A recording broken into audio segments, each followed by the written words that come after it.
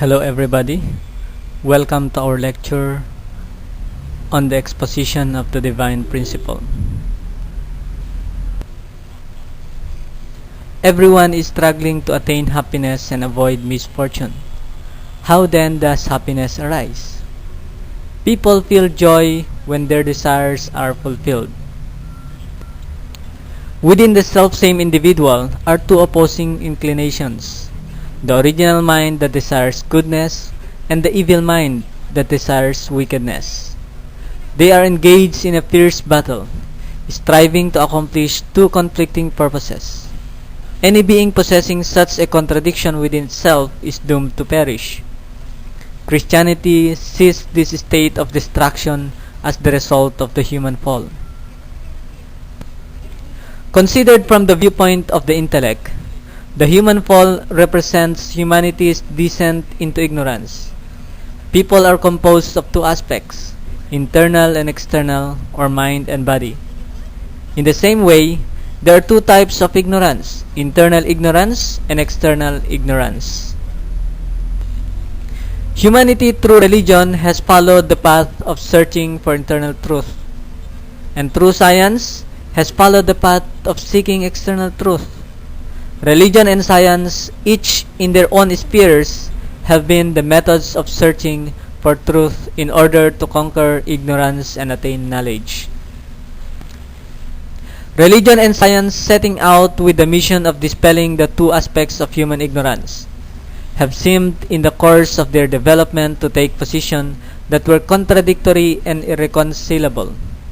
However, for humankind to completely overcome the two aspects of ignorance and fully realize the goodness which the original mind desires at some point in history, there must emerge a new truth, which can reconcile religion and science and resolve their problems in an integrated undertaking. What mission must the new truth fulfill? The new expression of truth should be able to reveal the reality and heart of God, His heart of joy at the time of creation, and His heart of striving to save humankind throughout the long course of history. The truth must be able to embrace all historical religions, ideologies, and philosophies, and bring complete unity among them. Unity starts with the unity of mind and body, and the unity of husband and wife. New truth should guide fallen people to return to their original state. This ultimate life-giving truth, however, cannot be discovered through an exhaustive investigation of scriptures or scholarly text, nor can it be invented by any human intellect. As is written in the book of Revelation, "You must again prophesy about many peoples and nations and tongues and kings," in Revelation 10:11. Truth must appear as a revelation from God. God has sent one person to this earth to resolve the fundamental problems of human life and the universe. His name is Reverend Sun Myung Moon. To further understand this new truth, let us study the first chapter of the divine principle, the principle of creation. Throughout history, people have anguished over the fundamental questions of human life and the universe without arriving at satisfying answers. This is because no one has understood the root principle by which humanity and the universe were originally created. To approach this topic properly, it is not enough to examine resultant reality. The fundamental question is that of the causal reality. Problems concerning human life and the universe cannot be solved without first understanding the nature of God. How can we know the divine nature of the invisible God?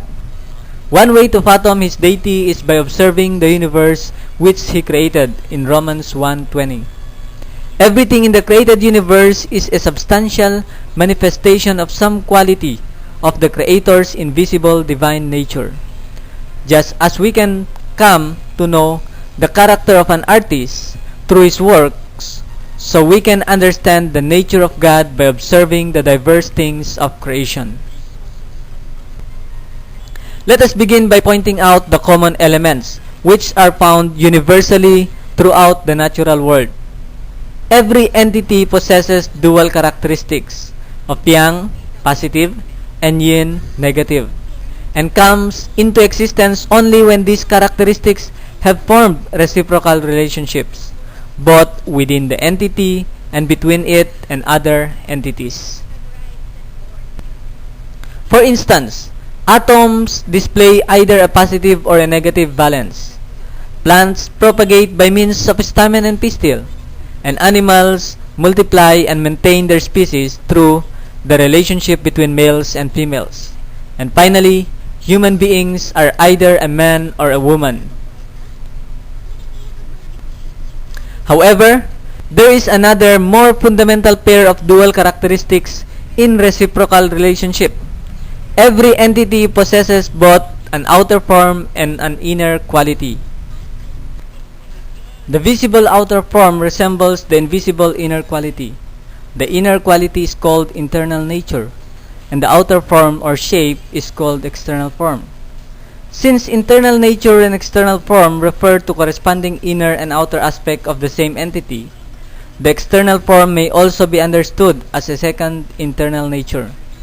Therefore, the internal nature and external form together constitute dual characteristics. Let us take human being as an example. A human being is composed of an outer form, the body, and an inner quality, the mind. Mind is the internal nature and the body is the external form. Mind and body are two correlative aspects of a human being. Hence, the body may be understood as a second mind. Together, they constitute the dual characteristics of a human being. Similarly, all beings exist through the reciprocal relationship between their dual characteristics of internal nature and external form. The first cause must also possess the dual characteristics of internal nature and external form, which stand in the position of subject-partner to the internal natures and external forms of all beings. We call this first cause of the universe God, and we call God's internal nature and external form the original internal nature and original external form. It is only natural to surmise that God, the first cause of all things, also exists based on the reciprocal relationship between his dual characteristics of yang and yin. What is the relationship between the dual characteristics of internal nature and external form and the dual characteristics of yang and yin? God's original internal nature and original external form each contain the mutual relationship of original yang and original yin. Therefore, original yang and original yin are attributes of original internal nature and original external form. God is the subject in whom the dual characteristics of the original internal nature and original external form are in harmony. And at the same time, God is the harmonious union of masculinity and femininity, which manifests the qualities of original internal nature and original external form respectively. In relation to the universe, God is the subject partner, having the qualities of internal nature and masculinity. In recognition of God's position as the internal and masculine subject partner, we call him our Father. God is the invisible subject partner, and the universe as a whole is a substantial object partner to God. In accordance with the principle of creation, God's dual characteristics manifests itself symbolically or in image as individual embodiment of truth, which constitute the universe. Since individual embodiment of truth are all substantial object partners to God, resembling his original internal nature and original external form, they each possess within themselves both internal nature and external form, and likewise both yang and yin. God, the creator of all things, is the absolute reality, eternal, self-existent, and transcendent of time and space. And the fundamental energy of God's being is also eternal, self-existent, and absolute. It is the origin of all energies and forces that allow created beings to exist. We call this fundamental energy universal prime energy. Through the agency of universal prime energy, the subject and object elements of every entity form a common base and enter into interaction. This interaction in turn generates all the force the entity needs to exist, multiply, and act. The interaction generating these forces through this process is called give and take action.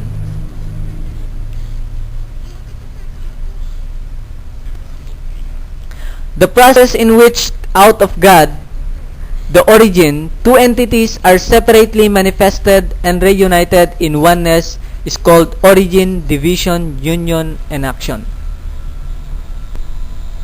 Any of the four positions resulting from the origin, division, union, action, namely the origin, subject partner, and object partner, and their union, may assume the position of subject partner and engage the other three as its object partners, forming a communion of three object partners. When each of the four then acts as the subject partner and enters into give and take with the other three, they fulfill the three object purposes. When the origin, the subject partner, and object partner projected from the origin and their union all fulfill the three object purpose, the four position foundation is established.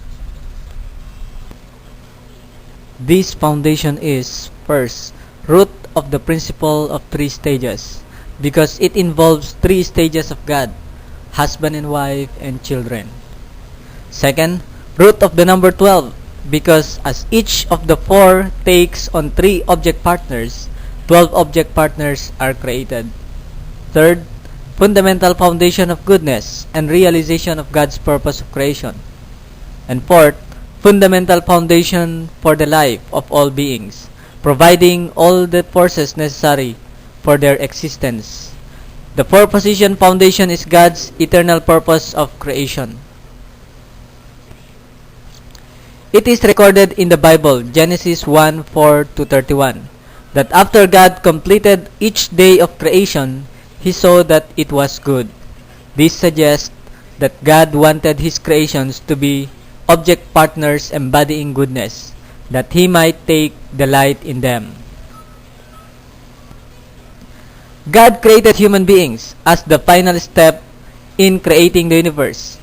He created them in His image, in the likeness of His internal nature and external form, and gave them sensibility to all feelings and emotions. After their creation, God blessed Adam and Eve to be fruitful, multiply, and have dominion over creation, in Genesis 1:28. Had Adam and Eve obeyed these three blessings and built the kingdom of heaven, there is no doubt that God would have felt the greatest joy as His sons and daughters rejoice in the world of His ideal. Hence, the ultimate purpose of the universe, with human beings at its center, is to return joy to God. All entities have dual purpose. Every entity has dual centers of movement, one of internal nature and another of external form. These centers pursue corresponding purposes, for the sake of the whole and for the sake of the individual, whose relationship is the same as that between internal nature and external form.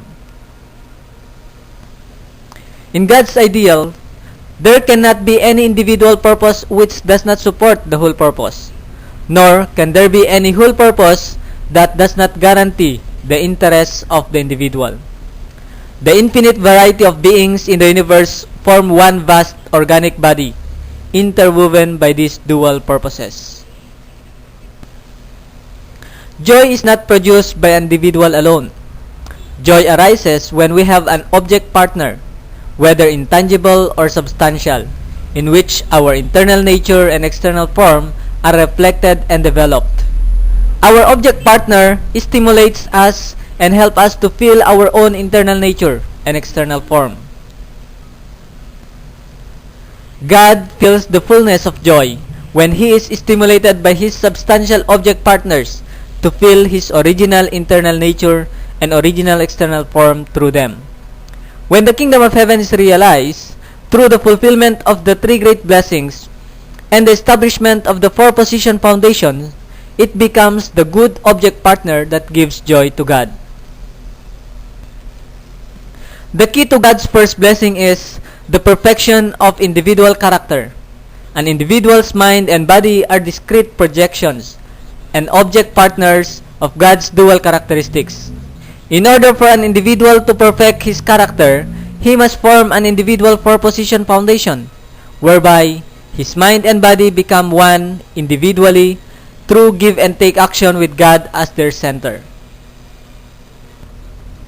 In fulfilling God's second blessing, individually perfected Adam and Eve should construct a God-centered family four-position foundation by joining in loving oneness as husband and wife and raising children.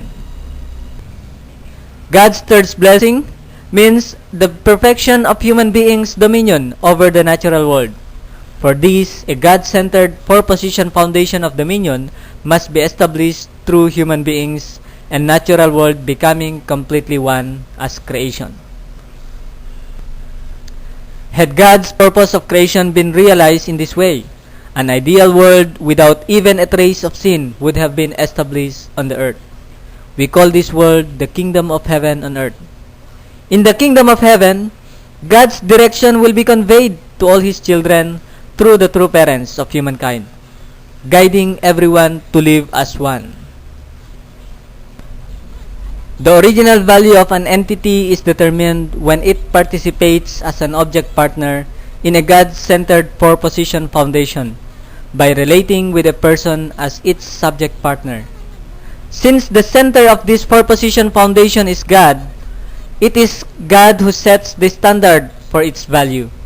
Since God is absolute, the original value of an object partner determined in relation to this standard must also be absolute. The universe did not suddenly spring forth complete. In fact, its origin and development took an enormous length of time. The biblical period of 6 days for the completion of the universe is not to be reckoned by the number of literal sunrise and sunsets. It symbolizes 6 ordered period of time in the creation process. When the first day of creation is completed, the Bible states, there was evening and there was morning one day in Genesis 1:5. One would think that the arrival of the morning after the passage of an evening and a night would be reckoned as the second day, yet it is referred to as the first day. The Bible states one day to show that a created being must pass through a growing period, symbolized by the night before it reaches perfection in the morning. Then, as it greets this new morning, it can step forward and realize its ideal of creation. All creation reached perfection by passing through 3 ordered stages of growth: the formation stage, the growth stage, and the completion stage. Human beings could not fulfill the purpose of creation because they fell without completing the 3 stages of the growing period. Hence, in the renewed efforts to realize their purpose, human being must pass through these 3 stages. The first human ancestor fell at the top of the growth stage. When created beings are in the growing period, God has regard only for the fruits of their growth, which are based on the principle. In this way, He governs all things indirectly. We call this growing period the realm of God's indirect dominion, or the realm of dominion based on accomplishment through the principle. All things reach perfection after passing through the growing period by virtue of the autonomy and governance given by God's principle. Human beings, however, pass through the growing period and reach perfection by fulfilling their own portion of responsibility, in addition to the guidance provided by the principle. God endowed human being with a portion of responsibility for the following reason. By fulfilling their given portion of responsibility, with which even God does not interfere, Human beings are meant to inherit the creative nature of God and participate in God's great work of creation. God intends human beings to earn ownership and become worthy to rule over the creation as creators in their own right, just as God governs over them as their creator. This is the principal difference between human beings and the rest of creation. Human beings abide in the realm of direct dominion when, as subject partner and object partner, they unite in the love of God to form a four-position foundation and become one in heart with God. In this realm, they freely and fully share love and beauty according to the will of subject partner, thus realizing the purpose of goodness. Hence, the realm of direct dominion is the realm of perfection. The universe was created after the pattern of a human being, who is in the image of God's dual characteristics. Therefore, corresponding to the human mind and body, the universe consists of the incorporeal world and the corporeal world, both of which are real and substantial. The two worlds together form the cosmos. When we shed our physical bodies, we enter the incorporeal world as a spirit and live there for eternity. If the universe is patterned to human being, then what is the position of human being in the cosmos? First, God created human being to be the rulers of the universe. Second, to become the mediator and center of harmony of the cosmos. And third, encapsulation in a substantial form of the essence of everything in the cosmos, or microcosm. And what is the relationship of the physical and spirit self? The physical self consists of the dual characteristics of the physical mind and the physical body. Our spirit self consists of the dual characteristics of the spirit mind and spirit body. And the spirit can grow and reach perfection only while it abides in the body. The spirit becomes good only through the redemption of the sins granted during earthly life. It is not God who decides whether a person's spirit enter heaven or hell upon his death. It is decided by the Spirit himself. So after learning the principle of creation, or God's original ideal, let us understand why this was not realized through understanding the chapter 2, the human fall. And all people have an original mind, which inclines them to pursue goodness. Yet, even without our being aware of it, we are driven by evil forces to perform evil deeds, which we do not want to do. In Christianity, the master of these evil forces is known as Satan. To extirpate evil by its root, and thereby end sinful history and usher in an era of goodness, we must first expose the motivation and origin of Satan and recognize the destruction he has wrought in human life.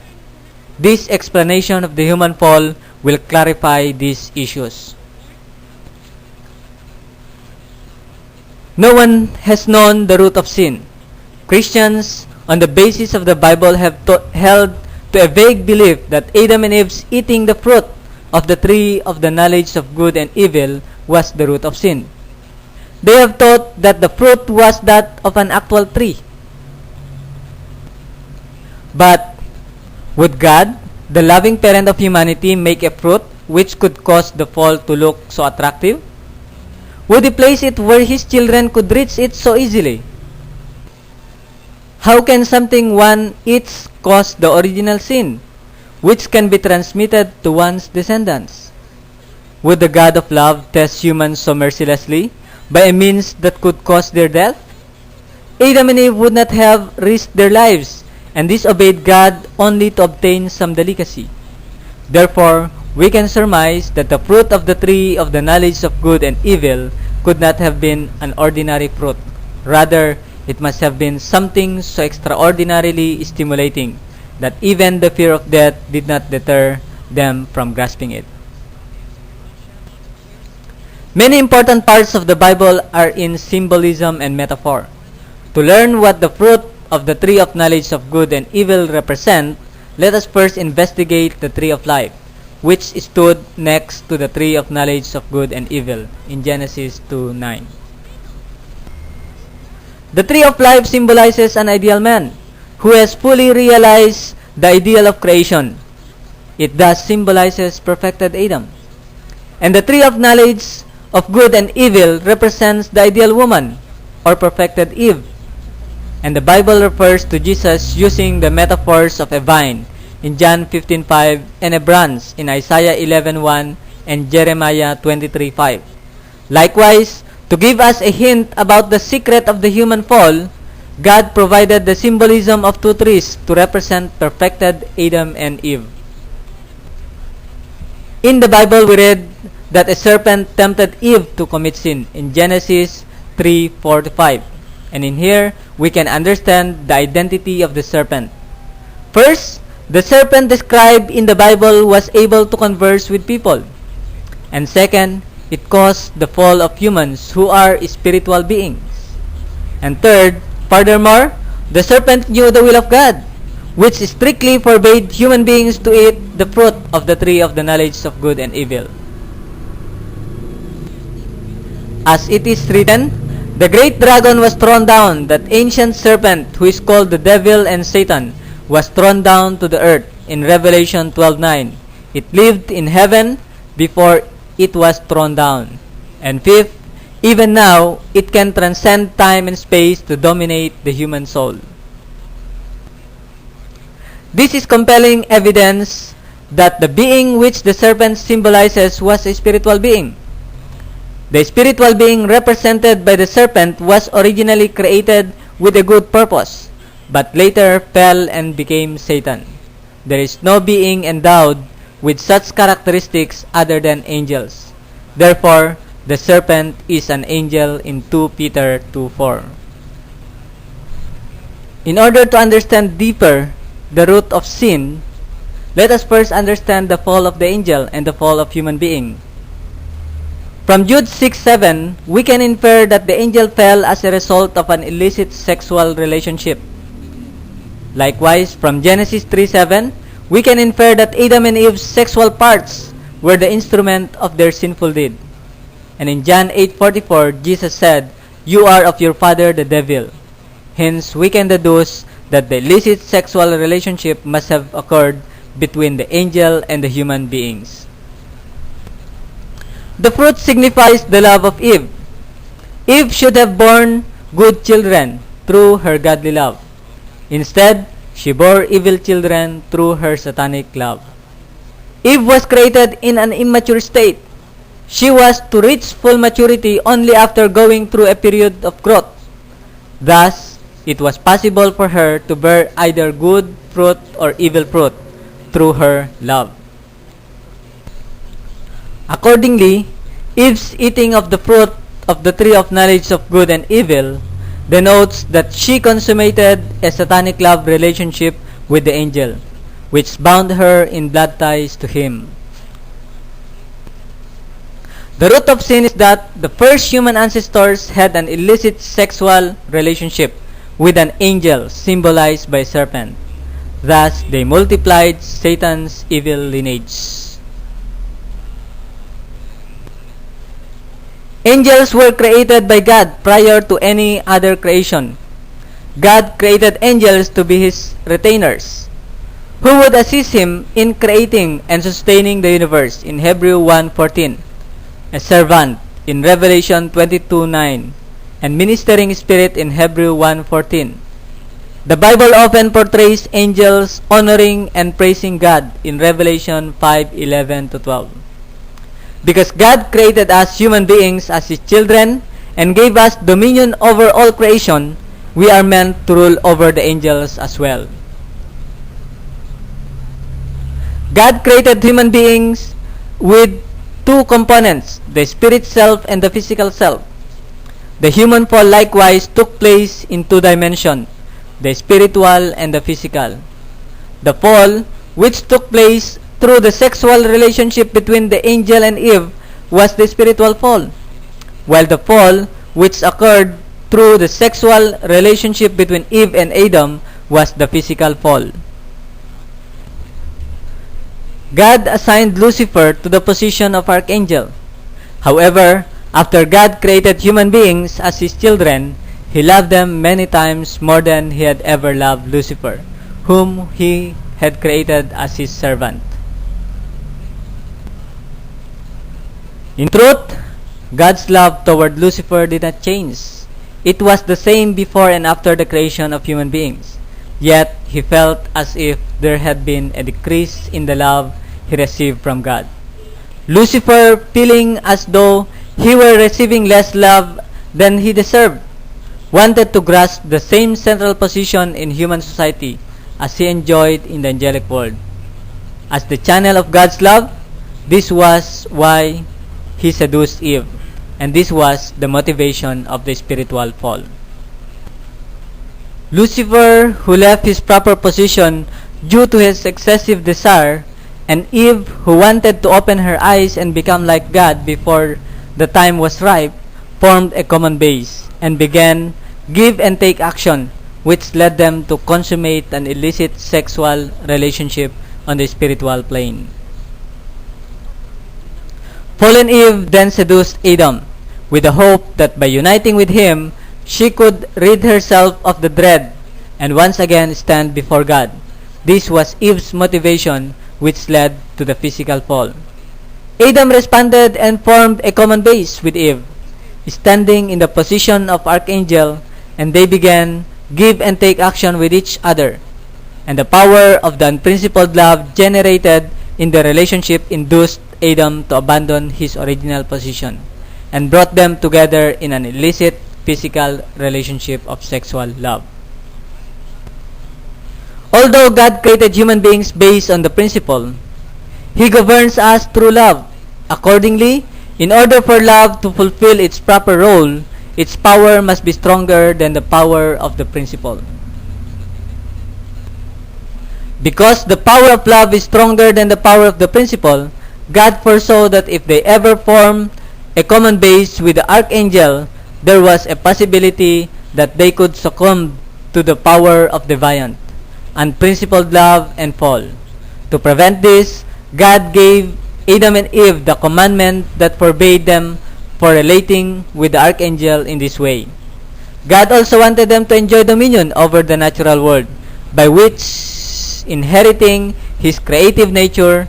In order to inherit this creatorship, they should perfect themselves through their faith in the words as their own portion of responsibility. God's commandment, "Do not eat of the fruit," was binding upon Adam and Eve only while they were immature. Satan is the name given to Archangel Lucifer after the fall. And when the first human ancestors fell, they bound themselves in blood ties with Lucifer. They formed a four-position foundation yoked to Satan, and thus all humanity became the children of Satan. This is why Jesus said to the people, "You are of your father the devil," in John 8:44, and called them a brood of vipers in Matthew 12:34 and Matthew 23:33. The Bible calls Satan the ruler of this world in John 12:31, and the God of this world in 2 Corinthians 4:4.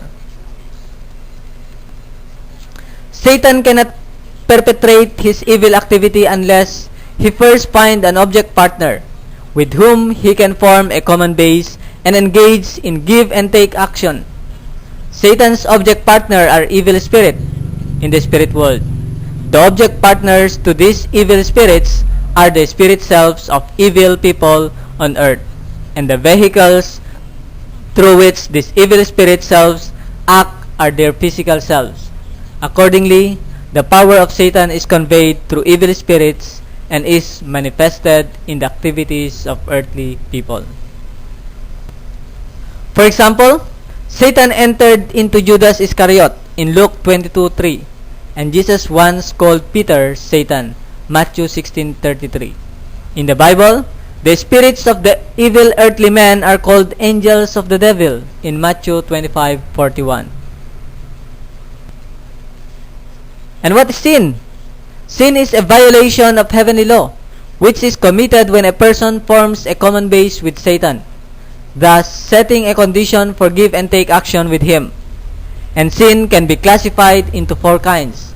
First is original sin that we inherited from our first human ancestor. And second is the hereditary sin that we inherited from our direct ancestors. And third is the collective sin that we have inherited to the place where we are. And the fourth is the individual sin. This is the sin that we have committed individually. Aside from the sin that we have also inherited fallen nature. And these are the primary characteristics of the fallen nature. Eve inherited from Archangel all the proclivities incidental to his transgression against God. When he bound her in blood ties through their sexual relationship, and Adam in turn acquired the same inclinations. These proclivities have become the root cause of the fallen inclination in all people. They are the primary characteristics of our fallen nature. And the primary characteristics of the fallen nature can be divided broadly into four types. First is failing to take God's standpoint. Second, leaving one's proper position. Third, reversing dominion. And fourth, multiplying the criminal act. We are now in the section 5 of the human fall. And this talks about the freedom and the human fall. When we talk about freedom, it requires both free will and the free action, pursuant to that will. Therefore, there cannot be any free action without free will, nor can free will be complete without free action to accompany it. Free will is an expression of the mind. Since the mind of an original sinless person cannot operate outside of God's word, that is the principle, it will never express free will or generate free action apart from the principle. The meaning of freedom from the viewpoint of the principle. First, there is no freedom outside the principle. And second, there is no freedom without responsibility. And third, there is no freedom without accomplishment. So freedom could not possibly have caused human beings to fall. And why did the omniscient and omnipotent God not intervene to prevent the fall? In accordance with the principle of creation, God created human beings in His image, with the character and power of the Creator, intending that they govern over all things as He governs over humankind.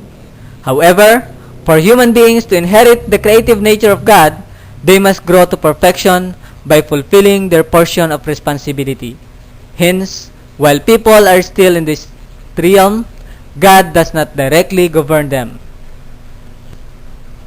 If God were to interfere with human action during their growing period, it would be tantamount to ignoring the human portion of responsibility.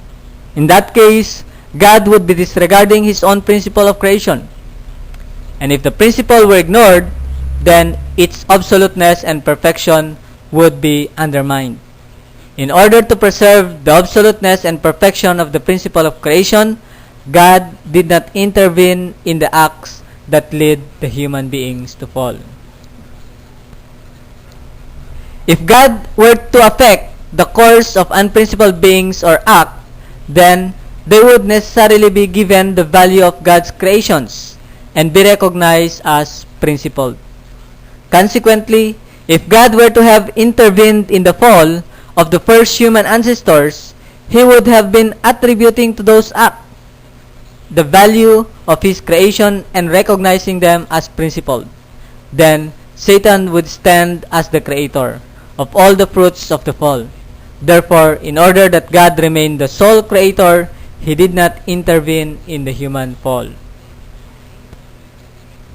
If God were to rule directly and control the lives of human beings who are still in the state of immaturity, this would make them unable to fulfill their own portion of responsibility. And as a result, they would fail to inherit the creative nature of God and thereby fail to gain the qualification to rule all things. Consequently, it was in order to bless human beings as the Lord of creation that God had to restrain Himself from intervening in the acts of immature human beings. After learning the root cause of human conflict, let us now see how human beings carried the result of the human fall, by understanding eschatology and human history. We dwell in ignorance of history, uncertain about its origin, the direction in which it is heading, and its final destination. Concerning eschatology, or the doctrine of the last days, many Christians believe literally what is written in the Bible. The heavens will be kindled and dissolved, and the elements will be melted with fire, in 2 Peter 3:12. And the dead in Christ will rise first. Then we who are alive, who are left, shall be caught up together with them in the clouds to meet the Lord in the air, in 1 Thessalonians 4:16-17. One pertinent question for Christians is whether these events will take place literally or whether the verses are symbolic, as are many parts of the Bible. To address this issue, we should first understand such fundamental matters as the purpose of God's creation, the meaning of the human fall, and the goal of the providence of restoration. A person who has emotional sensitivity to the heart of God, intuition and reason to comprehend His will, and the requisite abilities to practice it has perfected his individual character. Had Adam and Eve reached perfection, they would have borne good children and founded a sinless family, and society in complete concordance with God's blessing. They would have founded one great family with the same parents. People of perfected character should advance science and create an extremely pleasant social and living environment, or what we call perfection of dominion. And the kingdom of heaven and earth is where such an ideal is realized. God's purpose of creation is to build the kingdom of heaven first on the earth. Due to the fall, human beings united with Satan and became his dwelling places, acquiring an evil nature. People with evil nature have propagated evil through their children, constituting evil families, evil societies, and evil world. This is the hell on earth, in which we have been living. We have established the sovereignty of Satan. God intended to create a world of goodness and experience from it the utmost joy. Yet, due to the human fall, the world came to be filled with sin and sorrow. If this sinful world were to continue forever in its present state, then God would be an impotent and ineffectual God who failed in His creation. Therefore, God will save this sinful world by all means. To save a person suffering under the yoke of sin means to restore him to his original sinless state. In other words, God's work of salvation is the providence of restoration. The last days is this time when, with the advent of the Messiah as the turning point, the evil world under satanic sovereignty is transformed into the ideal world under God's sovereignty. Hell on earth will be transformed into the kingdom of heaven on earth. Therefore, it will not be a day of fear when the world will be destroyed by global catastrophes, as many Christians have believed. In fact, it will be a day of joy when the cherished hope of humankind, the desires of the ages, will be realized. Today is the last days. What is the meaning of the prophecy that the heavens will be kindled and dissolved, and the elements will melt with fire, in 2 Peter 3:12, in the last days? It is written, "It is not my word like fire, say the Lord," in Jeremiah 23:29. Therefore, judgment by fire represents judgment by the word of God. The air mentioned in 1 Thessalonians 4:17 does not refer to the sky over our heads. In the Bible, earth is often a symbol for the fallen world under the sway of evil sovereignty, while heaven is often a symbol for the sinless world of good sovereignty. Meeting the Lord in the air means that the saints will receive the Lord in the world of good sovereignty. When Christ come again and restore the kingdom of heaven and earth, by defeating the kingdom of Satan. We can deduce that today is in fact the last days by examining the various circumstances of the present age. We can recognize in these circumstances the restoration of the three great blessings which God has purposed in His providence of restoration. The first blessing is the perfection of individual character. We see signs of the restoration of the first blessing in that. The signs of the restoration of the first blessing. First, the spirituality of fallen people is being restored. Second, history moves towards the recovery of the freedom of the original mind. And third, true human value is being restored. And fourth, original true love in fallen people is being restored.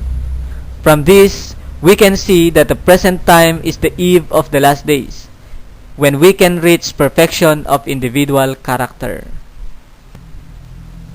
God's second blessing was for Adam and Eve to form a family, society, and a world where goodness reigns. Accordingly, the signs of the internal and external restoration of God's sovereignty signifies the restoration of the second blessing. These are manifested as trend in the history of the development of cultural spheres and in the history of the rise and fall of nations. Internally, all races and peoples are increasingly coming to stand side by side as brothers and sisters under the love and guidance of Jesus Christ. Externally, at present, our world is divided into two: the democratic world, which seeks to create societies on God's side, and the communist world, which has been establishing regimes on Satan's side. These opposing forces are at the point of intersection. Hence, the present age is the last days because the second blessing is being restored.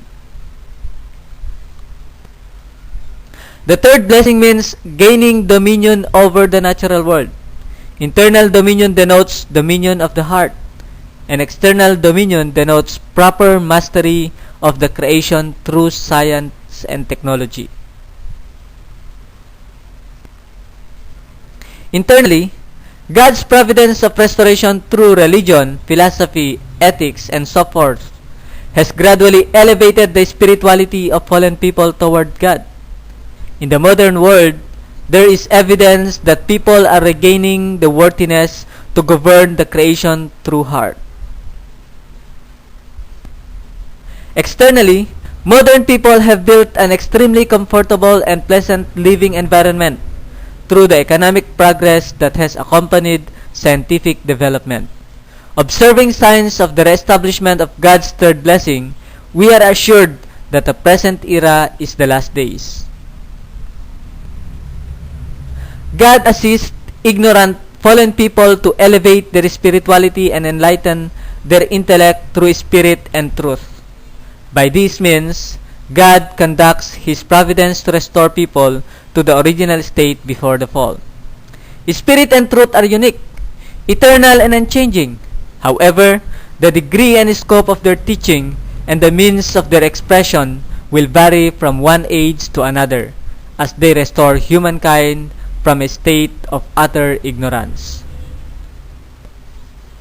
For modern, intellectual people to be enlightened in the truth, there must appear another textbook of higher and richer content, with a more scientific method of expression. We call this the new truth. A new dispensation begins when the old dispensation is about to end. Those who live in this period suffer internally from anxiety, fear, and confusion due to the absence of a guiding ideology or philosophy. They suffer externally from strife and battles fought with fearsome weapons. In the midst of such wretchedness, God without fail will establish the center of the emerging good sovereignty in order to usher in a new age. We should not be strongly attached to conventional concepts, but rather should direct ourselves to be receptive to the Spirit, in order that we may find the new truth, which can guide us to the providence of the new age. After learning that the direction and purpose of our history is for us to wait for the Messiah. And to continue with our presentation, let us now go to chapter 4, Understanding the Messiah, His Advent, and the Purpose of His Second Coming. The word Messiah in Hebrew means the Anointed One, signifying a king. The chosen people of Israel believe in the word of God as revealed through the prophets, which promise that God would send them a king and savior. Such was the messianic expectation. God sent this Messiah in the person of Jesus Christ. Christ is the Greek word for Messiah. The Messiah comes to fulfill the purpose of God's work of salvation. Jesus came as the Messiah for nothing less than the complete salvation of humanity and the establishment of the kingdom of heaven first on the earth. The purpose of Jesus coming as the Messiah is, first, perfect people are fully attuned to God and experience God's heart within their innermost self. They possess a divine nature and live their life with God, inseparable from Him. Moreover, they do not have the original sin, and hence are not in need of redemption or a Savior. They do not need to pray arduously or practice a faith, both of which are necessary for fallen people as they seek God. Furthermore, since they do not have the original sin, their children are naturally born good and sinless, and likewise have no need of a Savior for the redemption of their sins. Did Jesus' crucifixion fulfill the purpose of the providence of restoration? If so, faithful believers in Jesus would have restored their original nature and built the kingdom of heaven and earth. Yet, in the entire history of Christianity, there has been no one, no matter how devout, who lived his life in inseparable oneness with God. There has never been a believer who had no need of redemption or a life of ardent prayer and devotion. No matter how devout, Christian parents continue to transmit the original sin to their children. It teaches us that the grace of redemption by the cross has neither fully uprooted our original sin, nor perfectly restored our original nature. Without the cross, Christianity would not have brought forth its illustrious history. Furthermore, our own personal experiences in faith make it plain how great is the grace of the redemption by the cross. Then, what is an accurate assessment of the extent of salvation through the cross? To answer this, we must re-examine Jesus' death on the cross. Was Jesus' death on the cross the most desired will of God? There was an unanimous feeling evident among the disciples concerning the death of Jesus. They were grief-stricken and indignant in Acts 7:51-53. From the viewpoint of God's providence, God called the chosen people of Israel and prepared them to receive the Messiah. And Jesus' words and deeds were meant to engender belief on the part of the people that He was the Messiah in John 6:29, Matthew 23:37, and John 10:38. This consideration indicates that Jesus' death on the cross was not necessitated by God's will, but due to the ignorance and disbelief of the Jews. The people did not believe in Jesus. Instead, they led Him to the cross.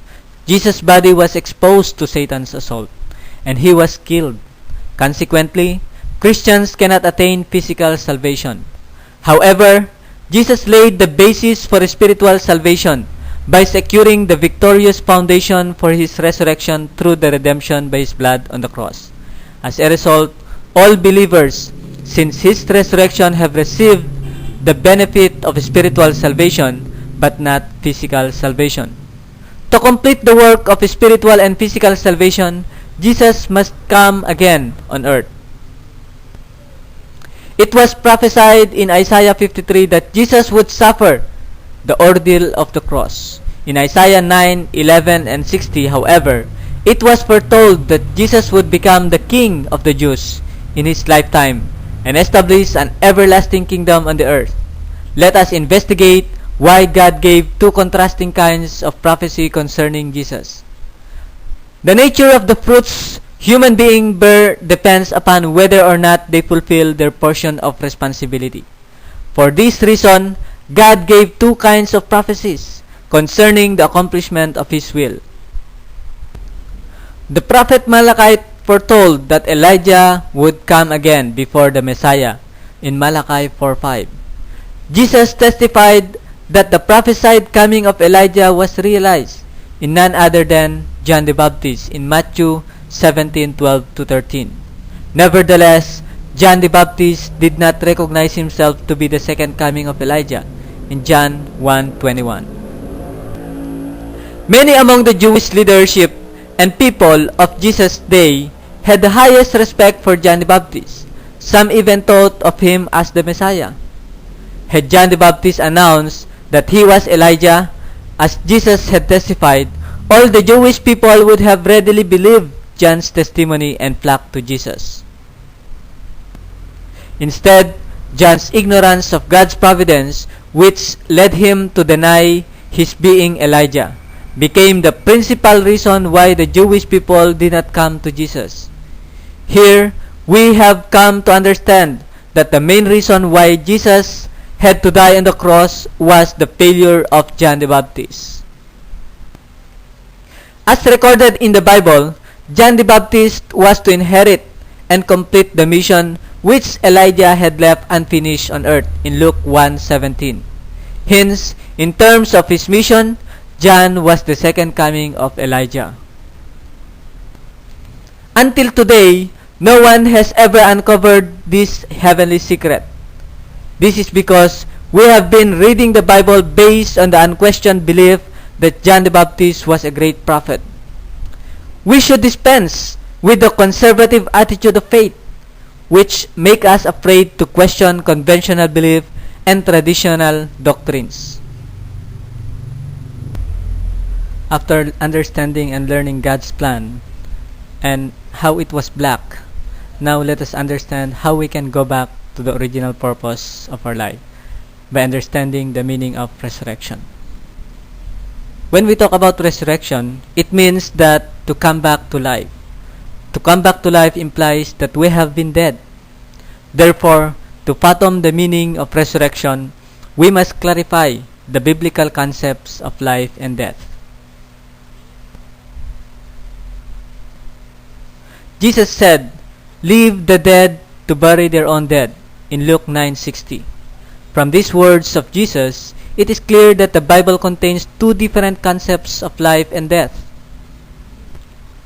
First, death means the end of physical life, as was the case of the disciples' deceased father who was to be buried.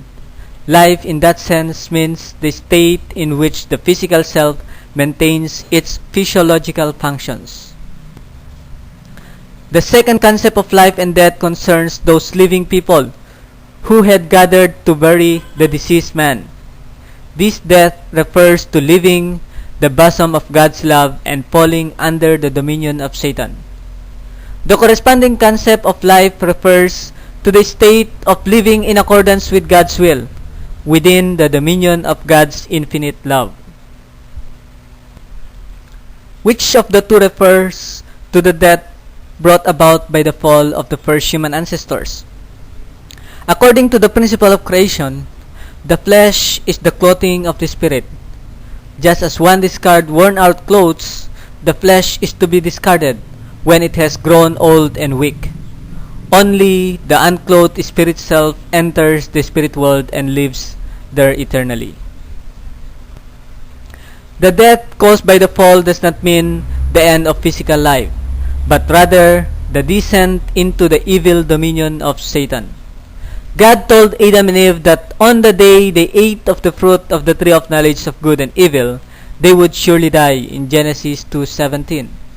Hence, before eating the fruit, they were alive, and after eating the fruit, they were dead. Resurrection may be defined as the process of being restored from the death caused by the fall to life, from the realm of Satan's dominion to the realm of God's direct dominion, through the providence of restoration. Adam and Eve died when they ate of the fruit of the tree of knowledge of good and evil. Nevertheless, no significant external change took place in them. At most, there were momentary changes in their countenances due to the anxiety and fear they felt over having fallen.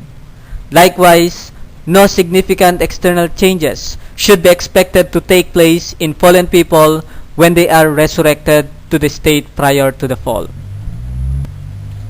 Jesus was truly a man who fulfilled the purpose of creation. Nevertheless, judged by his outward appearance, Jesus was not noticeably different from ordinary people. The changes a person experiences when he is resurrected and enters the governance of God take place in his heart and spirit. These internal changes also purify his body, transforming it from a haunt of Satan into the temple of God. How does God carry out his work of resurrection? When we talk about the providence of resurrection, it is also the providence of restoration, and thus providence of recreation. Thus, the providence of resurrection is carried out in accordance with the principle of creation. By first, the merit of the age has increased in proportion to the foundation of heart laid by the prophets, sages, and righteous people who came before us, and the subsequent generations benefit from the merit of the age. Second, God's responsibility is to give us His word and guidance, and our responsibility is to believe and practice it.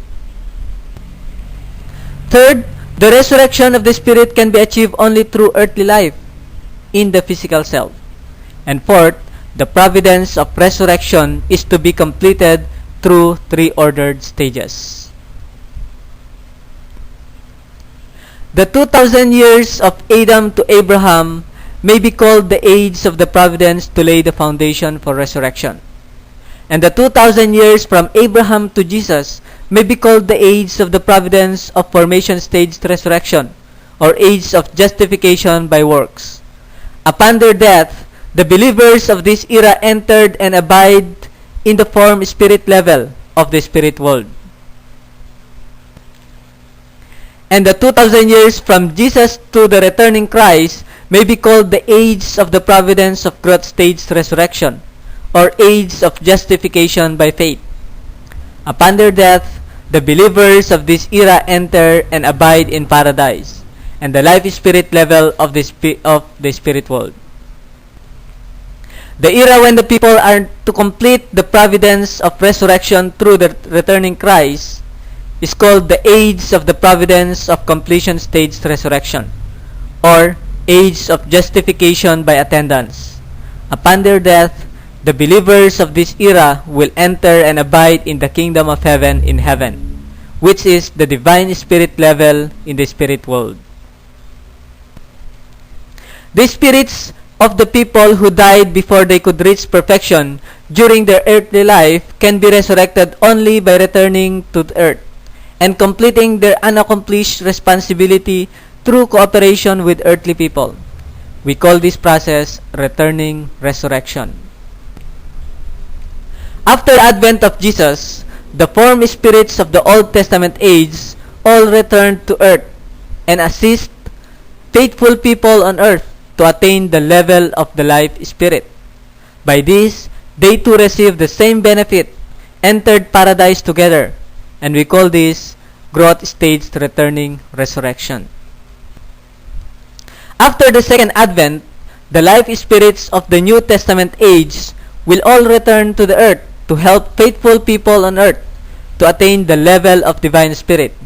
By this, they too will receive the same benefit and enter the heavenly kingdom together. We call this completion stage returning resurrection. A spirit who believes in a religion other than Christianity during his lifetime seeks a counterpart among the earthly people of the same religion as he believed during his earthly life. He descends to the person of his choice and guides him. When he helps that person fulfill the purpose of the providence of restoration, they both receive the same benefit. Good spirits who live in a conscientious life descend to good people on earth and cooperate with them. In the process, the spirits receive the same benefit as the people they have helped. In order for evil spirit to receive the benefit of returning resurrection, their works must have the effect of punishing earthly people to help them to make conditions to indemnify their failures, which have frustrated God's past effort to cleanse them of their sins. Christ at the second advent is the central figure whose advent is expected in other religions as well. Consequently, all spirits who believe in religions other than Christianity during their lifetime must guide the earthly believers of their respective religion to Christ at the second advent and assist them to believe in Him and attend Him in His work to fulfill God's will, even though the timing will vary depending upon their spiritual positions. All religion will eventually be united around Christianity. Spirits who in their lifetime led a conscientious life but did not believe in any religion will also return to earth at the granted time to receive the benefit of returning resurrection. They will guide conscientious earthly people to seek out Christ at the second advent, attend Him, and assist Him in fulfilling God's will. The ultimate purpose of God's providence of restoration is to save all humanity. Therefore, God intends to abolish hell completely by participating in these various dispensations over a long course of time. All people will gradually converge towards the goal of God's ideal world. After understanding the process of our resurrection, let us see if everything in our life is being predestined by God by understanding the chapter 6 of the divine principle, the predestination. There are so many theological controversies over predestination has caused great confusion in the religious lives of many people. In the Bible, we find many passages which are often interpreted to mean that everything in an individual's life comes to pass exactly as predestined by God. Yet, we can find sufficient evidence in the Bible to refute the doctrine of absolute predestination. How can the principle solve this problem? God could not accomplish His purpose of creation due to the human fall. Accordingly, God's will is still to accomplish the purpose of creation. In this sense, God's will is that restoration be accomplished. God is the absolute being, unique, eternal, and unchanging. Therefore, His will must also be absolute, unique, eternal, and unchanging. Likewise, God's predestination of His will is also absolute. Although God's will of the providence of restoration is absolute and beyond human influence, its fulfillment necessarily requires the accomplishment of the human portion of responsibility. God predestines the process of its fulfillment conditionally, contingent upon the 5% responsibility of the central figure, which must be completed in addition to the 95% responsibility of God. The proportion of 5% is used to indicate that human portion of responsibility is extremely small when compared to God's portion of responsibility. Yet, for human beings, this 5% is equivalent to 100% of our effort. The predestination of the fulfillment of God's will is conditional. If a person does not complete his responsibility, he cannot become the person God has purposed him to be. Hence, predestination of human beings is conditional. God's providence of salvation begins from one point and gradually expands to cover the whole. Therefore, in the providence of salvation, God first predestined one person to be the central figure and then calls him to a mission. What qualifications should the person possess to merit such a calling? He must be born into a chosen people. He must come from an ancestral line with many good accomplishments. And he must be endowed with the requisite character. He must develop the necessary qualities during his early life. He must live in a time and place most fitting to God's need. The book of Romans says, "For those whom He foreknew, He also predestined." Those whom He predestined, He also called. And those whom He called, He also justified. And those whom He justified, He also glorified. In Romans 8:29-30. God predestined those whom He foreknew. Then He calls upon him to fulfill the purpose of the providence. Calling the person is God's responsibility, but only when the person completes his responsibility after being called by God is he justified and then glorified.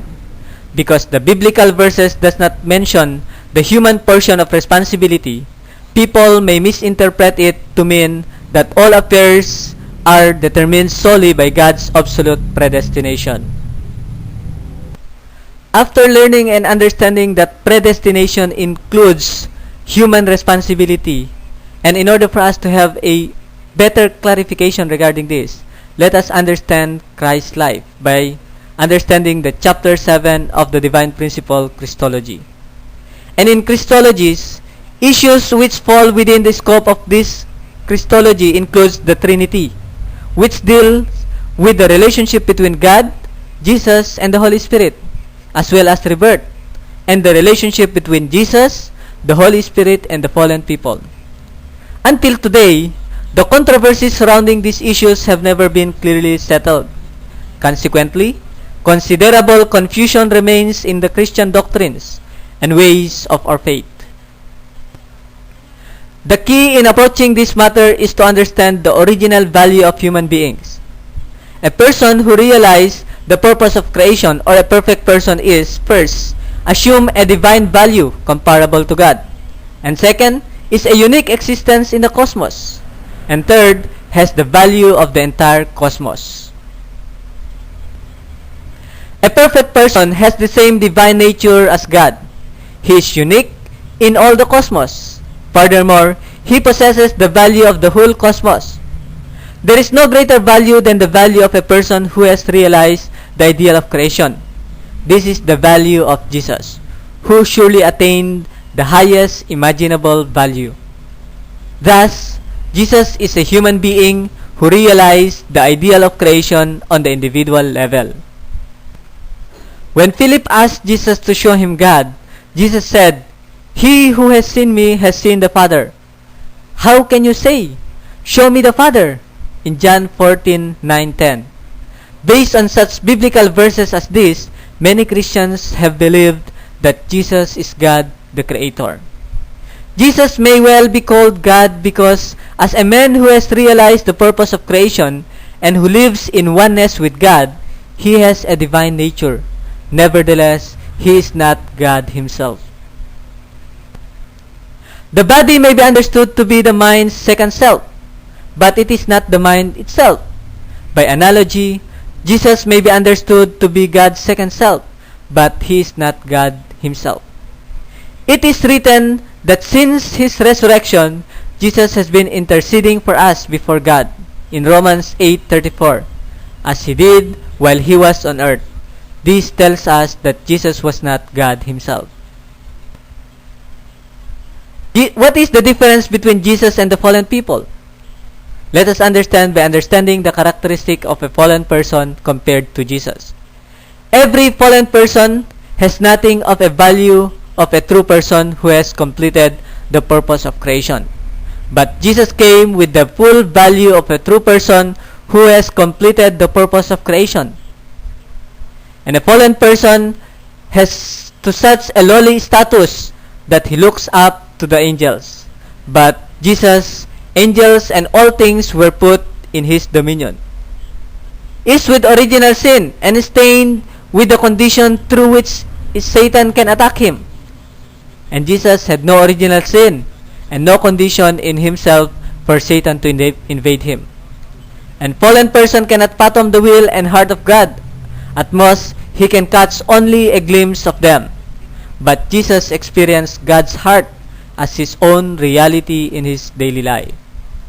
A person has virtually none of his original value as long as he remains in the fallen state. If, however, he were to be reborn through Jesus, the true parents, and become his good children, cleansed of the original sin, he would be restored as a true person, who has perfected the purpose of creation like Jesus Christ himself. Jesus told Nicodemus, "Unless one is born anew, he cannot see the kingdom of God," in John 3:3. Why must fallen people be born anew? Adam and Eve fell and became evil parents, multiplying evil children. Hence, fallen people must be born anew as children without original sin. Jesus came as the true Father in order to give rebirth to fallen people, transforming them into good children, thoroughly cleansed of original sin. And the Holy Spirit came as the true Mother. For this reason, in Isaiah 9:6, speak of Him as the everlasting Father. Jesus said that no one can enter the kingdom of God unless he is born anew through the Holy Spirit, in John 3:5. Being feminine, the Holy Spirit consoles and moves the heart of the people, in Romans 5:5. When we believe in Jesus as the Savior through the inspiration of the Holy Spirit, we receive the love of the spiritual true parents, generated through the give and take between Jesus and the Holy Spirit. Through this love, new life is infused into us, and our spirits are reborn as new self. This is what we call spiritual rebirth. To fulfill the purpose of creation, Jesus and the Holy Spirit stand before God as object partners who separately manifest the dual characteristics of God. They unite through give and take with each other, with God as the center, and form the four-position foundation. And Jesus and the Holy Spirit thus become one centered in God, and this oneness constitute the Trinity. Jesus and the Holy Spirit in oneness with God could form only a spiritual Trinity. They could fulfill only the mission of the spiritual true parents. Christ must return in the flesh and find His bride. They will form on the earth a perfect Trinity with God and become true parents, both spiritually and physically. They will give fallen people both spiritual and physical rebirth, removing their original sin and enabling them to build trinities on earth with God as the center. Then, we will finally be able to build the kingdom of heaven on earth, where God's three great blessings are fulfilled.